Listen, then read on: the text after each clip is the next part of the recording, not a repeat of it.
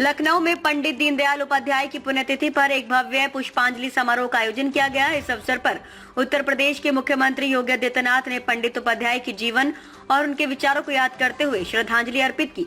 CM Yogi Adityanath ने कहा, पंडित दीनदयाल उपाध्याय की सोच अंत्योदय पर केंद्रित थी, यानी समाज के अंतिम व्यक्ति का उत्थान।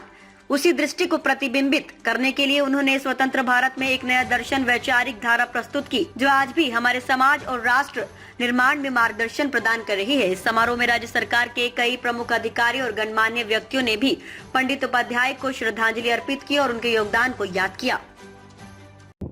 उनकी सोच अंत्योदय की सोच थी। अंतिम पायदान पर खड़े हुए व्यक्ति के बारे में हमारी सोच क्या है, उस सोच को प्रदर्शित करने के लिए ही उन्होंने देश के स्वतंत्र भारत में एक नए जीवन दर्शन को, विचार प्रवाह को उन्होंने उस समय दिया था। और परिणाम क्या हुआ, भले ही उस समय की सरकारों ने उसकी उपेक्षा की हो, लेकिन आज आप देख रहे होंगे कि उस समय की वे सरकारें गरीबी हटाओ के बड़े बड़े नारे देती थी, लेकिन गरीबी तो नहीं हट पाई। देश में गरीबों की संख्या बढ़ती गई।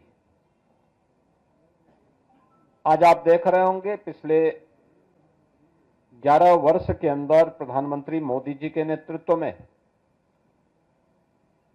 मोदी जी ने 2014 में जो बातें देश के नागरिकों से कही,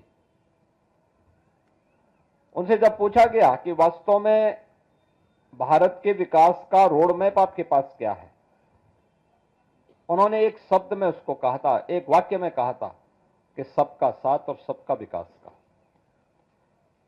इस सबका साथ जिसमें जाति, मत, मजहब, क्षेत्र, भाषा के आधार पर किसी के साथ भेदभाव नहीं है।